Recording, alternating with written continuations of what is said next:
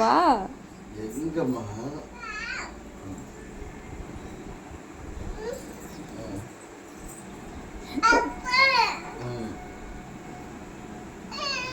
உங்களை பனியனை பிடிச்சி வச்சுட்டு அப்பா வான்னு. எங்கம்மா? எங்க? என்னத்துக்கு கூப்பிட அப்பாவை? எதுக்கு அப்பாவை கூப்பிட?